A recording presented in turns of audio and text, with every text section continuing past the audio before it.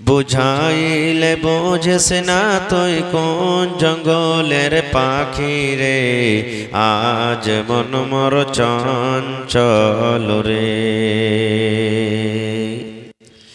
আজ মন মোর চঞ্চল রে ভাই, ঝরে দুটি আখি। বুঝাইলে বোঝেস না তুই কোন জঙ্গলের পাখি রে, আজ মন মোর চঞ্চল রে। কাঁচা বাঁশের খাট বাঁধিবে শুকনো পাতের ডোর, কাঁচা বাঁশের খাট বাঁধিবে শুকনো পাতের ডোর। এমন করে বাঁধবে রে মন চলবে না তোর জোর রে, আজ মন মোর চঞ্চল রে।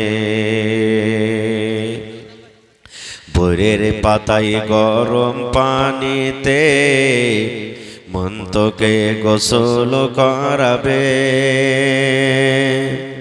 গরম পানি ভোরের পাতাতে মন তোকে গোসল করাবে। গোসল করাইয়া মন তোকে কাফন পহরাবে রে, আজ মন মোর চঞ্চল রে। কাফন পরাইয়া মন তোর জানাজা পড়িবে, কাফন পরাইয়া মন তোর জানাজা পড়িবে। জানাজা পড়িয়া মন তোকে দফন করিবে রে, আজ মন মোর চঞ্চল রে। মা কান্দিবে বেটারে বেটা, বোন কান্দিবে ভাই, মা কান্দিবে বেটারে বেটা, বোন কান্দিবে ভাই। ঘরের বেগম সেও তো কাঁদবে আর তো কেহ নাই রে, আজ মন মোর চঞ্চল রে। নারে তাকবীর। জার্নিটার কত পাঞ্জরে রেখেছে যে ভাই, একটু জার্নিটার দূরে রাখতে হয়। আজকে জলসার যোগ্যতম শ্রদ্ধেয় সভাপতি সাহেব, উপস্থিত উলামায়ে কেরাম, সামনে বসে থাকা ইসলাম দরদি দিন দরদি ভাই ও বাবাজিরা, পর্দানশীন মায়েরা খালারা, সমস্ত তারিফ ও গুণগান সেই মহান আল্লাহ তাবারক ওয়া তাআলার জন্য, যে মহান আল্লাহ তাবারক ওয়া তাআলা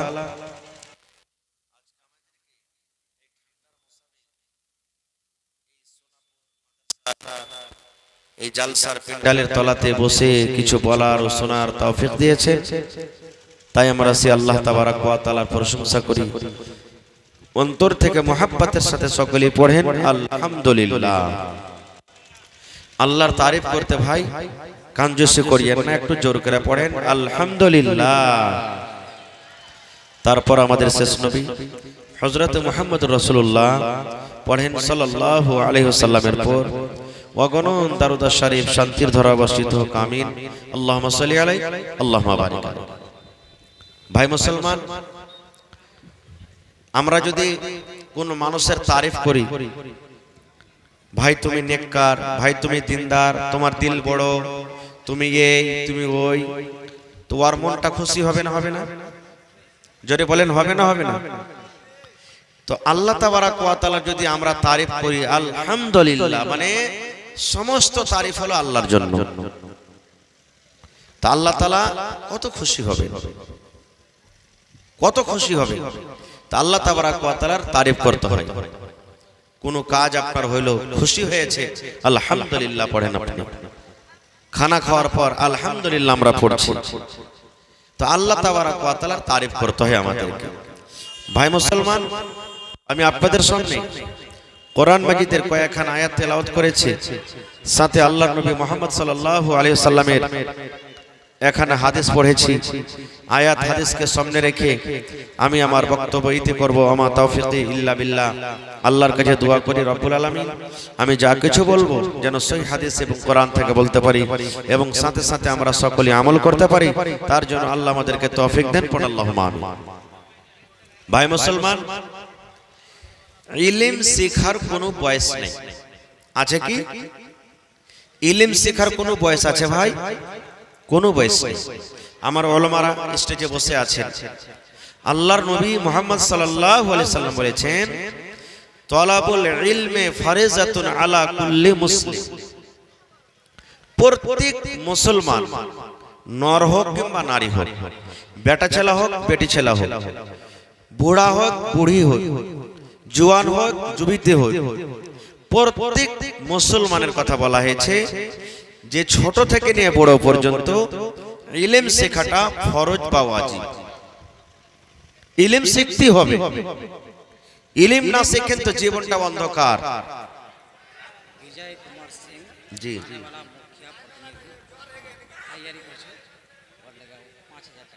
5000 माशाल्लाह। विजय कुमार सिंह आने वाला 2026 में वो मुखिया के उम्मीदवार होंगे ना क्या? तो उन्होंने इस मदरसा को 5000 रुपया दिया। अल्लाह ताला से दुआ करते हैं कि उनके दान को कबूल करे, इज्जत से नवाजे और जिस मकसद के तहत उन्होंने दान किया अल्लाह ताला कामयाबी अता करे। अल्लाहुम्मा आमीन। जी কি ব্যাপার জি ভাই, আপনার এই লাইট গালা কেন ঘন ঘন এত বন্ধ হয়েছে? একবার হইলো আলাদা কথা, কিন্তু এত ঘন ঘন বন্ধ না হওয়া চাই ভাই। ভাই আমার, তা আল্লাহর নবী মুহাম্মদ সাল্লাল্লাহু আলাইহি ওয়াসাল্লাম বলেছেন, তলাবুল ইলমে ফারিজাতুন আলা কুল্লি মুসলিম। প্রত্যেক মুসলমান, নর হোক কিংবা নারী হোক, বড় হোক ছোট হোক, বুড়া হোক বুড়ি হোক, জওয়ান হোক যুবতী হোক, ইলম শেখাটা হলো ফরজ। এবারে ইলম কিভাবে শিখতে হবে? এই যে মাদ্রাসা আছে, সোনাপুর মাদ্রাসা, ডোমরা মাদ্রাসা, কারাঙ্কে মাদ্রাসা, বাড়িঘাট মাদ্রাসা, বিভিন্ন রকম মাদ্রাসা গ্রামে আছে। মাদ্রাসাতে বড় মানুষ পড়িতে যায় না, যাইছে কারা? ছোট ছোট আপনাদের বাচ্চারা, বাচ্চিরা, বেটারা, বেটিরা বই খাতা নিয়ে তারা পড়ালেখা করতে যায়। এটার নাম হলো একটা ইলম শিখা, এটা একটা জায়গা। মাদ্রাসা মানে পড়ার জায়গা। মাদ্রাসা শব্দের মানে হলো পড়ার জায়গা। তো পড়িতে যাই। আজকে যে আপনারা জালসা শুনতে এসেছেন, আসলে জালসা শুনতে আসেননি, ওয়াজ শুনতে এসেছেন। কি শুনতে এসেছেন? জোরে বলেন, একটু কথা বলবেন। কি শুনতে এসেছেন? জালসা শব্দের মানে হলো বসা। এই যে আমরা ভাষাতে বলি জালসা শুনতে যাবি না, যে সোনাপুর মাদ্রাসাতে জালসা যে চল, বেশিরভাগ লোক বলি নাকি? আসলে জালসা কথাটার মানে হলো বসা। বসা, আমরা বসতে এসেছি, এবার বসবো, তাহলে তো ওয়াজ শুনবো। আর মেলায় ভাই জালসা শুনতে এসেছে, কিন্তু ওই এখনো রোড রোড ঘুরে বেড়াইছে। তো কখন বসবে জি ভাই? কখন বসবে, কখন শুনবে? তো ওয়াজ শুনতে এসেছেন আপনারা। এটা হলো একটা শিক্ষার জায়গা। মসজিদে খুতবা হয় প্রত্যেক জুমাতে হয় কি হয় না ভাই? ওইটা হলো একটা শিক্ষার জায়গা। ঈদ বকরিদের দিন ওখানে খুতবা হয়, ওটা হলো কি একটা শিক্ষার জায়গা। কিংবা কোন নর কিংবা কোন নারী কোন মশলা, কোন দিনের কথা, কোন দুয়া, কোন সূরা শিখার দরকার আছে, কোন মাওলানার কাছে চলে গেলেন, কিংবা যে ভাইরা জানছেন ভালো ওর কাছে চলে গেলেন, জিজ্ঞাসা করে নিলেন। এটা হলো শিখার তরিকা। লজ্জা করতে হবে না। লজ্জা করতে গেলে জীবনে ইলম শিখতে পারবে না। কারণ হযরত আবু বকর রাদিয়াল্লাহু তাআলা আনহুকে আল্লাহর নবীর এটা শ্বশুর, আল্লাহর নবী সাল্লাল্লাহু আলাইহি ওয়াসাল্লামের শ্বশুর। হযরত উমর রাদিয়াল্লাহু তাআলা আনহুকে আল্লাহর নবীর এটা শ্বশুর। হযরত আলী রাদিয়াল্লাহু তাআলা আনহুকে এটা আল্লাহর নবীর জামাই। হযরত উসমান রাদিয়াল্লাহু তাআলা আনহুটাকে এটা আল্লাহর নবীর জামাই। এরকম আরো সাহাবায়ে কেরাম আছেন। বলার উদ্দেশ্য হলো যে শ্বশুর হবেন, যে জামাই হবেন, ওরা ছোট বয়সের হবে না বড় বয়সের হবে? ভাই একটু বলেন তো, জোরে বলেন। বড় বয়সের হবে। যারা শ্বশুর হবেন, জামাই হয়ে গেছে, বেটি হয়ে গেছে, তো বড় মানুষ না হবে যে ভাই ওরা ইলম শিখেছেন আল্লাহর নবীর কাছে। এর মানে বোঝা গেল কি ইলম শেখার কোনো বয়স নেই। যখন আপনার দরকার ইলম শিখেন। আজকে কিছু দামি কথা দিয়ে যাব আপনাদের কাছে। যেমন আল্লাহর নবীর দরবারে একজন মহিলা এসে নবীকে প্রশ্ন করছে, মহিলা আর আল্লাহ নবীর স্ত্রী উম্মে সালমা রাদিয়াল্লাহু তাআলা আনহা নবীর পাঞ্জরে বসে আছেন, স্বামী স্ত্রীতে গল্প করছেন। আর সেই মহিলাটা এসে আল্লাহ রাসূলকে বলছেন কি, আল্লাহর নবী গো, আল্লাহ রাব্বুল আলামিন হক কথা বলতে লজ্জা করে না। আল্লাহ রাব্বুল আলামিন হক কথা বলতে লজ্জা করে না, আমিও লজ্জা করব না। আমি আপনার কাছে একটা ফতোয়া জানতে এসেছি, একটা মশলা জানতে এসেছি, দিন শিখতে এসেছি। কি দিন? সে মহিলা বলছেন, ইয়া রাসূলুল্লাহ, যদি মহিলাদের স্বপ্ন দোষ হয়ে যায় নবী গো, কার? মহিলাদের, নারীদের যদি স্বপ্ন দোষ হয়ে যায় তাহলে কি তারাকে গোসল করতে হবে? প্রশ্ন করছেন। আপনাদের আমাদের স্বপ্ন দোষ হয় না? নাইট ফল ডে ফল হয়ে যায়, রাতের বেলাতে হয়ে যায়, দিনের বেলাতে হয়ে যায়। ওরে সুবহানাল্লাহ, রমজান মাসে সাহারি খেয়ে শুইতেছেন, ফজরের নামাজ পড়ে শুইতে গেলেন, স্বপ্ন দোষ হয়ে গেল। এরকম কত হয়ে যায়। দুপুরের টাইমে আসরের নামাজের পর, জোহরের নামাজের পর ঘুমিয়ে আছেন, স্বপ্ন দোষ হয়ে গেল। মাওলানা জি কত ফোন আছে, রোজা রাখবো কি রাখবো না? যে মাওলানা রোজার মাসে আমার স্বপ্ন দোষ হয়ে গেল, দিনের বেলাতে স্বপ্ন দোষ হয়ে গেল। আল্লাহর নবী বলেছেন, রোজার হালাতে যদি তোমার স্বপ্ন দোষ হয়ে যায় তোমার রোজা ভাঙবে না রে, রোজা ভাঙবে না। আর তোমাকে অন্য কোনো কাফারাও দিতে হবে না, জরিমানা তোমাকে লাগবে না। কিন্তু হ্যাঁ, যদি তুমি জাইনে বুঝে, তুমি জানছো আর জাইনে বুঝে যদি তুমি বিবির সাথে মিলন করে নাও, জাইনে বুঝে তোমার বিবির সাথে তুমি সহবাস করে নাও, তাহলে তোমার রোজা ভেঙে যাবে, রোজা ভেঙে যাবে। এবং রোজা রাখার সাথে সাথে তোমাকে জরিমানা আদায় করতে হবে। যতক্ষণ তুমি জরিমানা না দিবি, যতক্ষণ তুমি কাফারা না দিবি, ততক্ষণ পর্যন্ত আল্লাহ রাব্বুল আলামিন তোমার গুনাহকে মাফ করবেন না। কিন্তু এমনি দিনে স্বপ্ন দোষ হয়ে গেল বা রোজার দিনে স্বপ্ন দোষ হলো, সেই মহিলা বলছেন, আল্লাহ রাসূল, মহিলাদের যদি স্বপ্ন দোষ হয় তাকে কি গোসল করতে হবে? আল্লাহর নবী মুহাম্মদ সাল্লাল্লাহু আলাইহি ওয়াসাল্লাম বললেন, নাম, হ্যাঁ গোসল করতে হবে রে। ইযা রাতিল মা, যদি তুমি পানি দেখো, বলতে কি তুমি স্বপ্ন দেখেছো, যেমন তোমার স্বপ্নটা ভেঙে গেল, তুমি তোমার কাপড়ের দিকে দেখো, তোমার কাপড়টা শুকা আছে না ভিজে গেছে। যদি স্বপ্ন তোমার হয়ে থাকে, অরিজিনালি তুমি স্বপ্ন দেখেছো, আর স্বপ্ন দেখার পর দেখছো কিছু তোমাকে ভিজে ভিজে মনে হয়, তোমাকে কাপড়টা ভিজে ভিজে লাগছে, বা তোমাকে এরকম মনে হচ্ছে আমার স্বপ্ন দোষ হয়ে গেছে, আল্লাহর নবী বলেছেন তুমি গোসল করো, তোমার উপরে গোসল ফরজ হয়ে গেল, তোমাকে গোসল করতে হবে।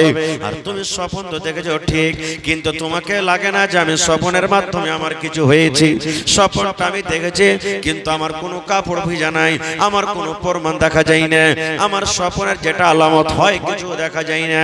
আল্লাহর রাসূল বলেছেন তোমাকে গোসল করতে হবে না, গোসল করতে হবে না। তাহলে আরো কিছু কথা আছে, আমি দিকে যাব না, খুব বলার উদ্দেশ্য হলো এই যে মহিলারাও আল্লাহর নবীকে জিজ্ঞাসা করেছেন শেখার জন্য। মহিলা তো মহিলা, নবীরা পর্যন্ত ইলম শিখতে গেছেন। কারা? নবীরা পর্যন্ত ইলম শিখতে গেছেন। বলবেন কেমন কথা যে মাওলানা জি, মিথ্যা গল্প বলবো না। সূরাতুল কাহাফ কোরআনে আছে, দেখবেন 15 পারা থেকে শুরু হয়েছে, 16 পারাতে শেষ হয়েছে সূরাতুল কাহাফ। যেই সূরাটার ব্যাপারে আল্লাহ রাসূল বলেছেন প্রত্যেক জুমাতে জুমাতে আপনাকে পড়তে হবে, প্রত্যেক জুমাতে, নর হোক কিংবা নারী হোক, প্রত্যেক জুমার দিন আপনাকে পড়তে হবে। ওর খুব ফজিলত আছে, আমি ওদিকে যাব না। ওই সূরাটাতে ঘটনা লেখা আছে কি, একদিন মুসা নবী ওয়াজ করছেন, যেমন আজকে আমি ওয়াজ করছি, মুসা নবী নিজের কওমকে ওয়াজ করছেন, নসিহত করছেন। ওর কওমকে ওয়াজ শুনে এত ভালো লেগেছে, তখন একটা লোক মুসা নবীকে বলছেন, মুসা নবী আপনার থেকে কি বড় আলেম দুনিয়া তার কেউ আছে? দেখেন প্রশ্নটা দেখেন, ওয়াজ শুনে এত ভালো লেগেছে, একটা লোক সামনে থেকে তখন বলছেন মুসা নবী আজ এত সুন্দর ওয়াজ করলেন, দাঁতগুলো একবারে খুব ভালো লেগেছে। তো আপনার থেকে কি বড় মাওলানা দুনিয়াতে আর কেউ আছে? দুনিয়াতে কোনো আলিম আছে? মুসা নবী বললেন না রে না, আমি সব থেকে বড় আলিম, আমার থেকে দুনিয়াতে আর বড় কেউ আলিম না। সব থেকে বড় আমি আলিম, আমার থেকে বড় মাওলানা কেউ নেই। ওরে আল্লাহ,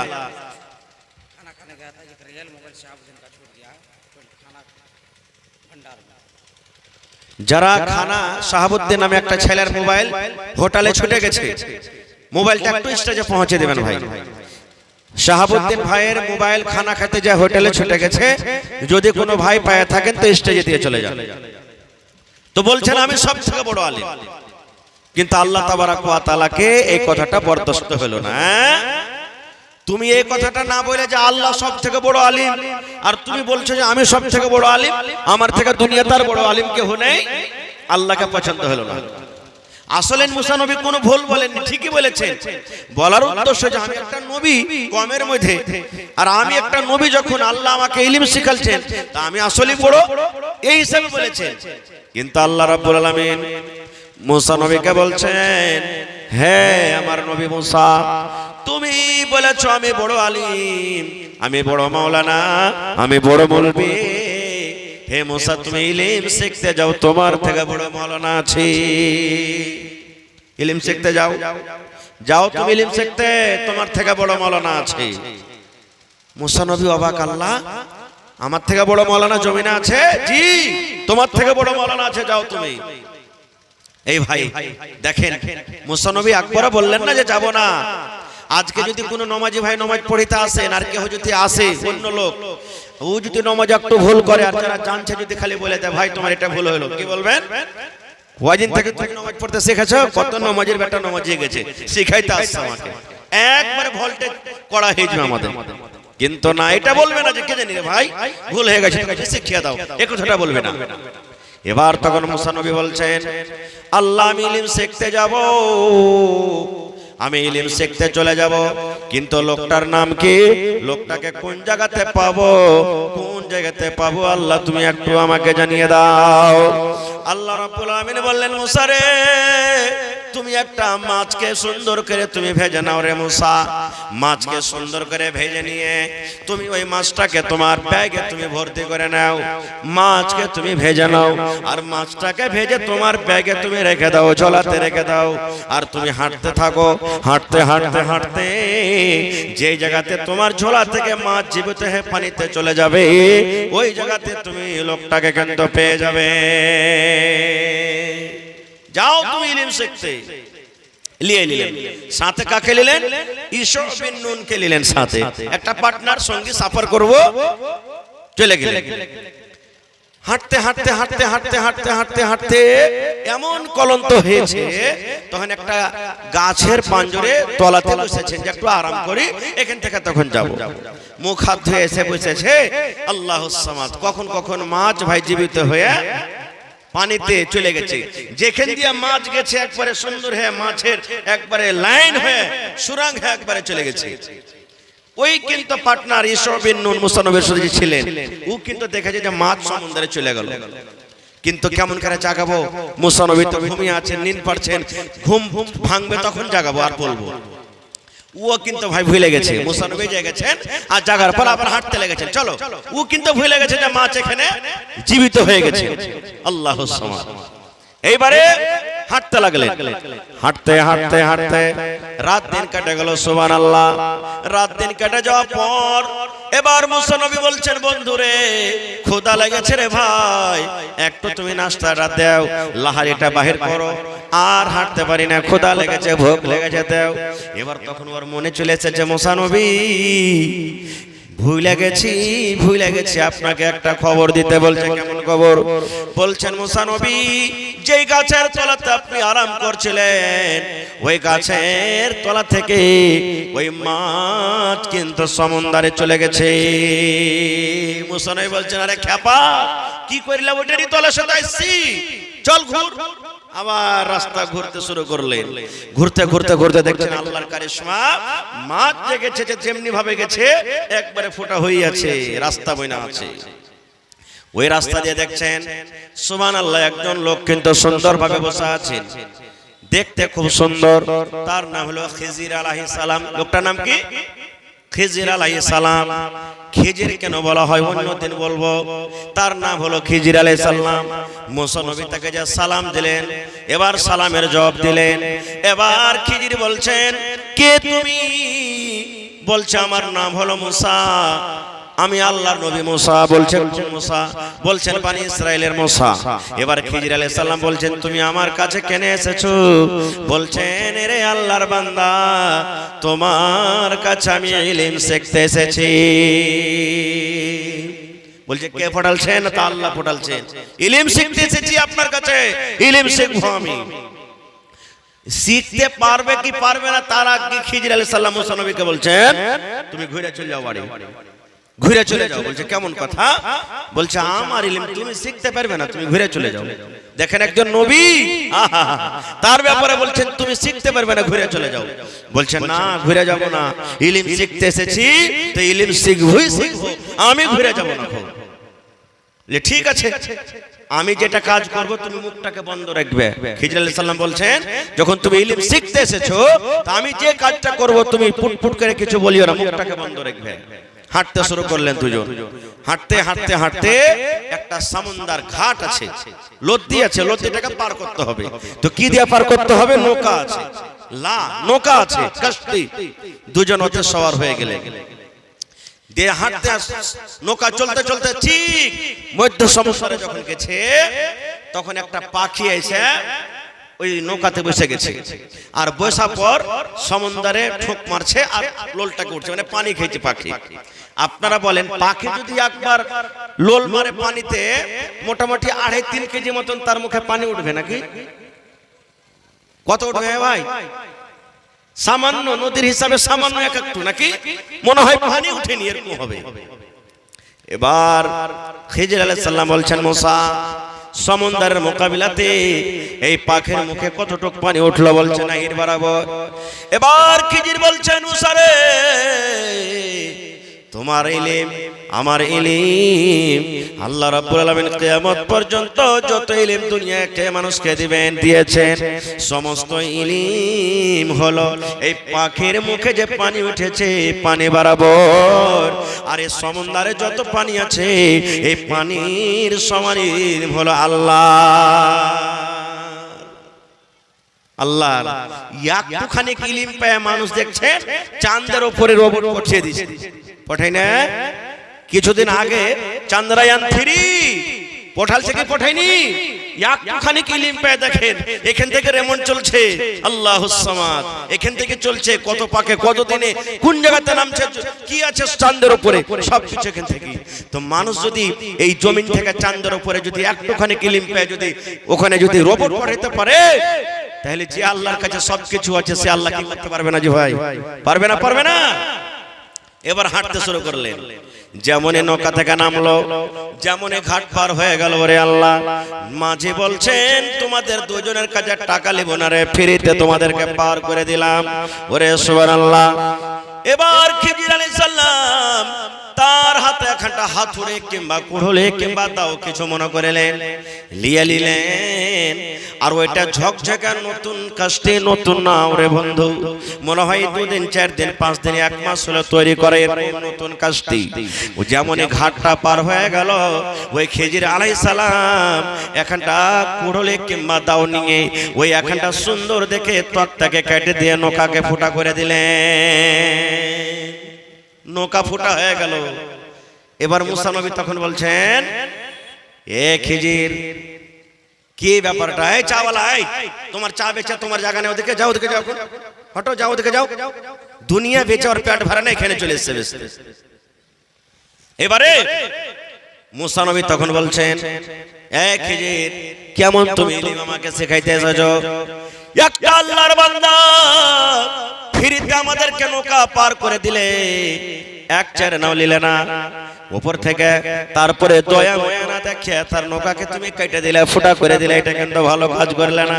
আমরা বলবো এরকম হলে বলবো না যে ভাই বলেন তো, বলবো কি বলবো না? আপনি যদি কোনো বাড়িতে মেহমান চলে গেলেন, খুব আদর যত্ন করলে, আর ওর বাড়ি থেকে যদি তুমি বলছো এখানে পালিয়ে যান আপনি, আর সাথে যদি একটা লোক থাকলে, আরে ভাই কেমন তুই কাজ করলি, কত সুন্দর করে জামাই রূপে লোকটা খাওয়াইলে, আর ওর বাড়িতে তুই চুরি করলি, বলবো কি বলবো না? তো মুসা নবী বলছেন, হে আল্লাহর বান্দা, আমি তোমার ইলমের কিছু বুঝতে পারি না, তোমাকে এত সুন্দর করে যত্ন করে টাকা নিলে না, বিনা টাকাতে পাস করে দিলে আমাদের দুজনকে, আর অপর থেকে তার নতুন নৌকাকে তুমি কাছ থেকে ফোটা করে দিলা। এবারে খিজির বলছেন, মুসা রে, আমি তোমাকে প্রথমে বলেছি তুমি আমার ইলম শিখতে পারবে না, ইলম শিখতে পারবে না, এখনো সময় আছে, তুমি ঘুরে চলে যাও, এখনো সময় আছে, তুমি ঘুরে চলে যাও। এইবারে মুসা নবী বলছেন, আমাকে মাফ করে দাও, আর কিন্তু আমি বাধা দিব না, প্রথম ধাক্কা মাফ করে দাও, আর বাধা দিব না। খুব হাঁটতে শুরু করলে, হাঁটতে হাঁটতে হাঁটতে, এটা কোন চক বলছেন আপনারা? এই চকটা যে এখানে আছে সোনাপুর চক, এই ধরনের চক একটা, 5টা 7টা 10টা ছেলে পেলে খেলছে। কোরআনের কথা বলছি, যদি বিশ্বাস না করবেন সূরাতুল কাহাফ দিয়ে পড়ে দেখবেন, উর্দু তরজমা, ইংলিশ, হিন্দি, যেটা আপনার ইচ্ছা পাইবেন ঘটনাটাকে। এবারে 5টা 7টা 10টা ছেলে পেলে কিছু খেলছে। এবারে হাঁটতে হাঁটতে এবার খিজির আলাইহিস সালাম কি করলেন, এখানটা তলোয়ার নিয়ে কিংবা এখানটা ছোরা নিয়ে কিংবা একটা চাকু নিয়ে ওই ছেলেটাকে মার্ডার করে দেওয়া হলো, ছেলেটাকে কাটার করে দেওয়া হলো, ছেলেটাকে জবাই করে দেওয়া হলো। যেমন এই ছেলেটাকে জবাই করে দেওয়া, এইবারে মুসা নবীর কিন্তু মুখটা আর বন্ধ হয় না। বলছেন, আল্লাহর বান্দা, এই ছেলেটা খেলা ছিল, এই ছেলেটা তো আমাদেরকে গালি দেয়নি, এই ছেলেটা কোনো কথা বলেনি, এই ছেলেটা আমাদের গোত্রের ধুলাও দেয়নি, আমাদের গালি দেয়নি, ও নিজের ধুনে খেলা ছিল, এই খেলাতে আছে, আর বিনা অপরাধে একটা মাসুম বাচ্চাকে কেন তুমি মার্ডার করে দিলে, একটা মাসুম ছেলেকে কেন মার্ডার করে দিলে, এটা কাজ কিন্তু তোমার ভালো হলো না।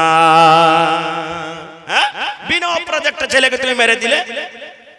তখন খিজির আলাইহিস সালাম বলছেন, মুসা, আমি তোমাকে প্রথমে বলেছিলাম তুমি আমার ইলম শিখতে পারবে না, তুমি ঘুরে চলে যাও, ঘুরে চলে যাও, দুইবার হয়ে গেল, আর তুমি আমার ইলম শিখতে পারবে না, তুমি এখান থেকে ঘুরে চলে যাও।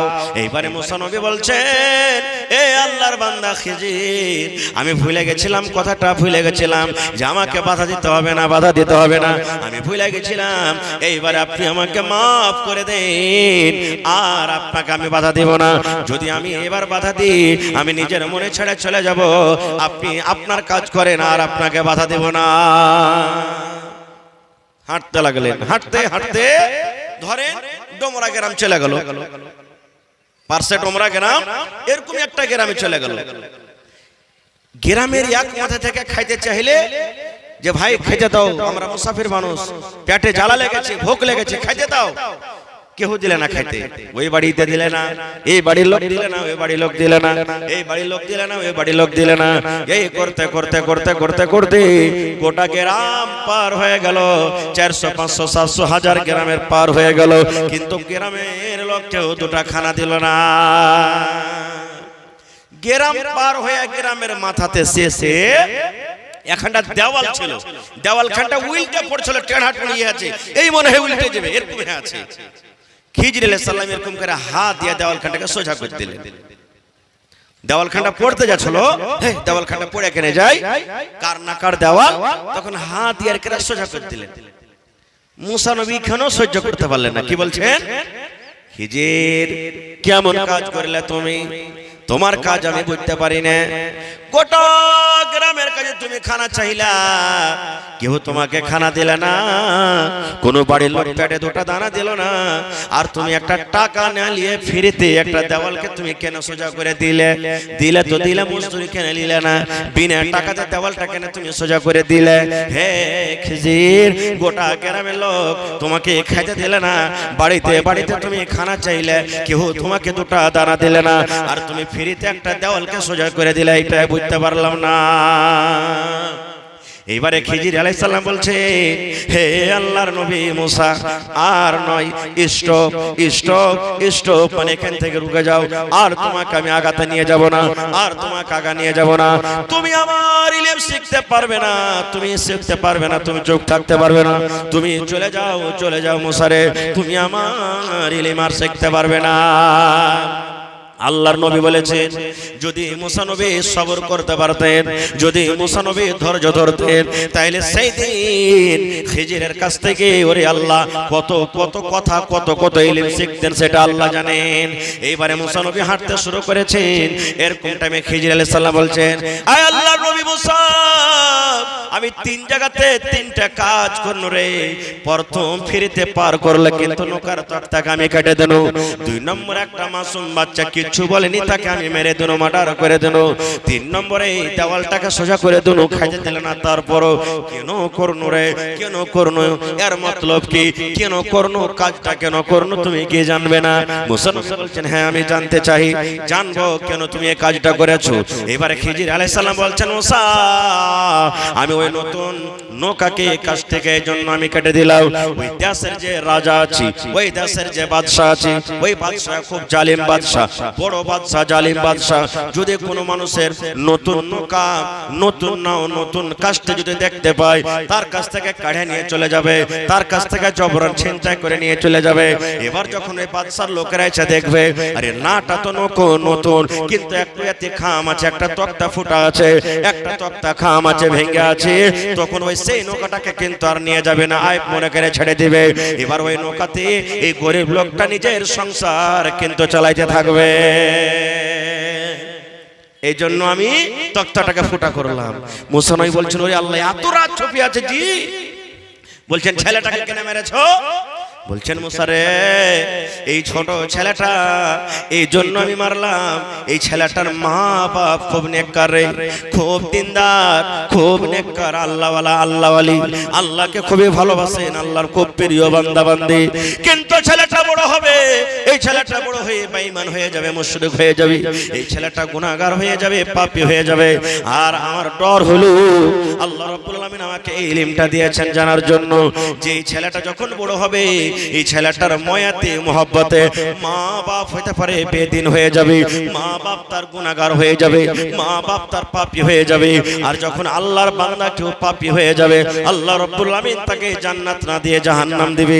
এই জন্য ছেলেটাকে আমি মেরে দিলাম, যে আল্লাহ রাব্বুল আলামিন তাদের কোকে বক্তা আবার একটা নতুন ভালো নেককার সন্তান দিবে, এই জন্য আমি তাকে মেরে দিলাম। বলছে, ঠিকই না? আবার বলছে 3 নম্বরে, ওই কেহ খাইতে দিলে না গ্রামে, আর দেওয়াল সোজা হয়ে গেল, এটা কেন? বলছেন, মুসা, এই জন্য আমি দেওয়ালটাকে সোজা করে দিলাম। গ্রামের লোক কেউ খাইতে দিলে না, এটা ভালো কথা আমি জানছি, কিন্তু মুসা, এই যে দেওয়ালটা আমি সোজা করলাম, এই দেওয়ালটা কোনো ধনী মানুষের নয় রে, কোনো মালদার লোকের নয়, 2টা ইয়াতিম বাচ্চার জমিন। ওরা 2টা ভাই, 2টা নওজওয়ান, 2টা যুবক, ওরকে বাপ মারা গেছে, দুনিয়াতে বাপ নাই, দুনিয়া থেকে বাপ চলে গেছেন। আর এই দেওয়ালের ভিতরে তলাতে খাজানা আছে, সোনা আছে, চাঁদি আছে, হীরা আছে, মতি আছে, জওহর আছে, কিনতে দামি দামি জিনিস এই দেওয়ালের তলাতে আছে। দেওয়ালটা যখন উল্টে যাবে, ওরে সুবহানাল্লাহ, গ্রামের লোকেরা এসে হয়তো সোনাটা নিয়ে চলে যাবে, খাজানাটা নিয়ে চলে যাবে। এবারে ছেলেটা কিন্তু মাহরুম হয়ে যাবে, 2জন ইয়াতিম বাচ্চা। এই জন্য দেওয়ালটা সোজা করলাম।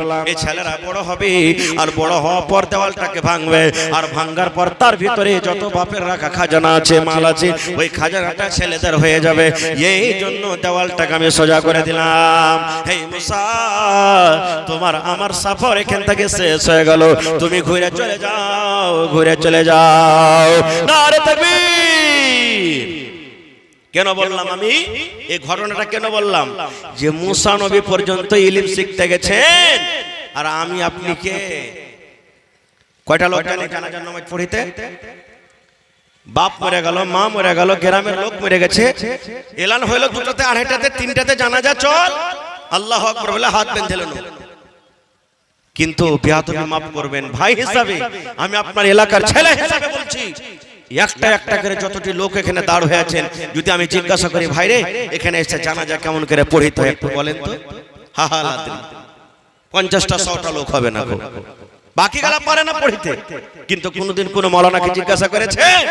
কোনোদিন করবে না। শিখালেন জানাজা পড়ার তরিকা, কিভাবে জানাজা পড়িতে হয়। আহা, আল্লাহর রাসূল বলেছেন যখন মাইয়াত সামনে হয়ে যাবে, জানাজা যখন সামনে হবে, নবী বলেছেন যদি বেটা ছেলে মাইয়াত হয়, বেটা ছেলে যদি জানাজা হয়, পুরুষ যদি জানাজা হয়, মাইয়াত হয়, তাহলে তার সিনার সামনে তাকে দাঁড় হইতে হবে ইমাম সাহেবকে। আর যদি মহিলা যদি জানাজা হয়, তাহলে তার নাভির সামনে তাকে দাঁড় হইতে হবে ইমাম সাহেবকে। সাফ বান্ধে হয়ে যাবে, কাতার সোজা সোজা করে লেগে যাবে।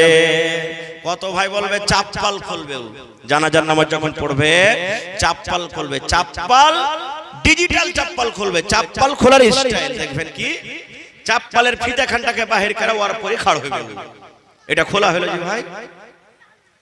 কানটাকে যদি সামনে করে ধরেন তাও কবে কান ধরা হলো, আর যদি হাত খানটাকে ঘুরিয়ে কষ্ট করে যদি এদিক থেকে ঘুরিয়ে ধরেন তাও কান ধরা হলো। তাহারে ভাই যদি আপনার চাপ্পাল খোলারই মন আছে তো ভালো করে খুলে দু পার মাঝখানে রাখেন বা হটিয়ে দেন, খালি ফিতা খানটাকে হটিয়ে দিলেন বাস। জি জি, আসসালামু আলাইকুম ওয়া রাহমাতুল্লাহ। ভালো আছেন জি ভাই? তো জালসাতে কত টাকা দিয়েছেন ভাই আজ?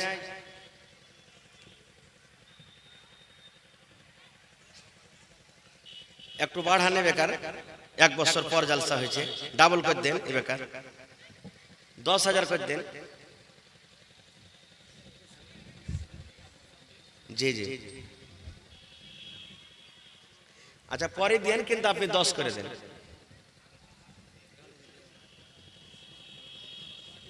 আচ্ছা ঠিক আছে, আর 2,000 বাড়িয়ে দেন ভাই। গত বছর 5,000 দিয়েছিলেন আমার মনে আছে, আর 2,000 করে 7,000 করে দেন।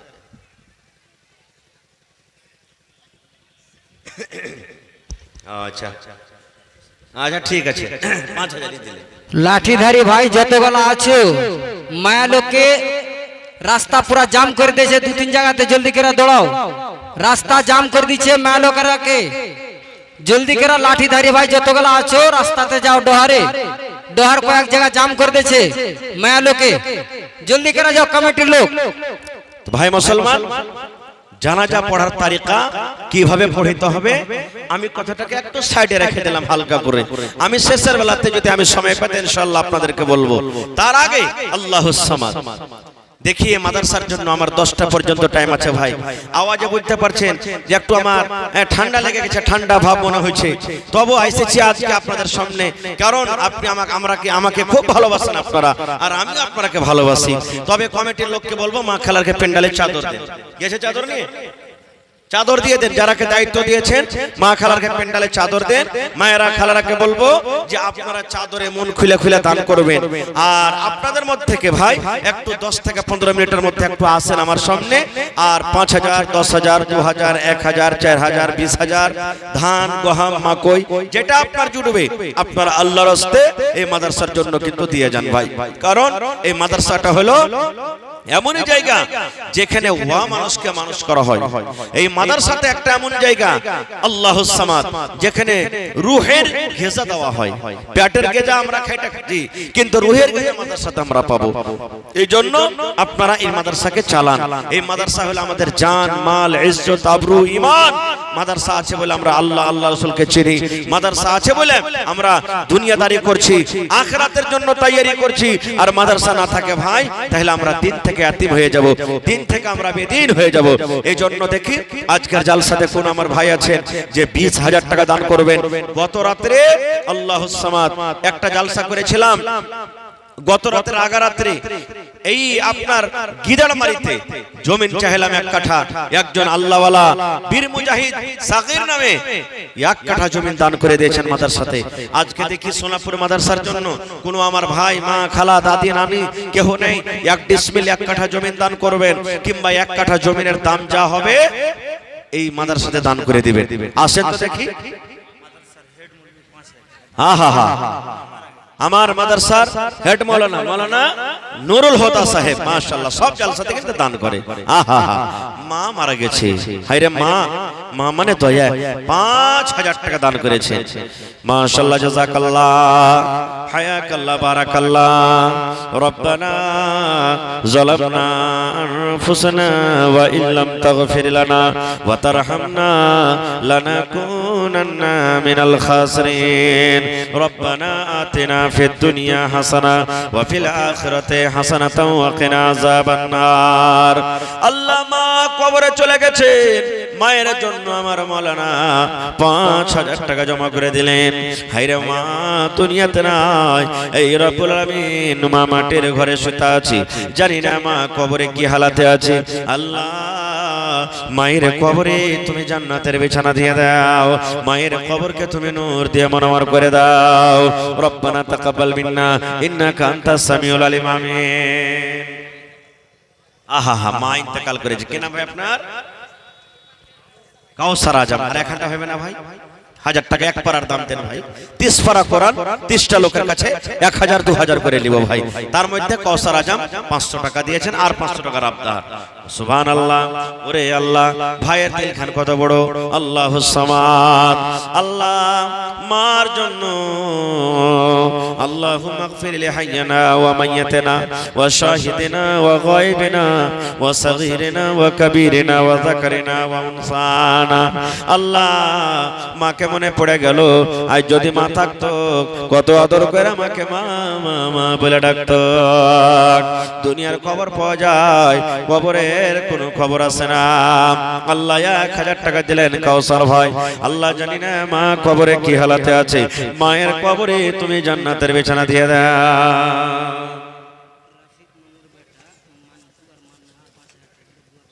আহা হা, রাফিক মামুর বেটা মান্টু ভাই মার জন্য 5000। মা বেঁচে আছে কি? বেঁচে আছে মা। আহারে দেখো আল্লাহ, সুবহানাল্লাহ। নবী বলেছেন, যখন মা বাবার জন্য ছেলেরা দান করে, বেটা বেটিরা দান করে, আল্লাহ রাব্বুল আলামিন ওই দানটা মা বাপকে কিন্তু দিয়ে দেয়। আয় আল্লাহ, মন্টু ভাই আমার মার জন্য আব্বার জন্য 5000 টাকা জমা করে দিয়েছে রব্বুল আলামিন। এই কোরআনের প্রতি মহব্বত। আল্লাহ, মাদ্রাসাকে কত ভালোবাসি, নবীকে কত ভালোবাসি। আল্লাহ, জাহান্নামের কত ডর, জান্নাতের মনে কত আশা। এই আশা ভরসা রেখে 5000 টাকা জমা করে দিয়েছে রব্বুল আলামিন। 5 লক্ষ টাকা মনে করে তুমি কবুল করে নাও। মনের আশাকে আল্লাহ পুরো করো। আল্লাহ, আমাকে ভালো রাখো, আব্বাকে তুমি ভালো রাখো। আল্লাহ, যতদিন দুনিয়াতে বাঁচবে পাক্কা সাচ্চা তুমি নামাজি করে রাখো। রব্বানা তাকাব্বাল মিন্না ইন্নাকা আনতাস সামিউল আলিম।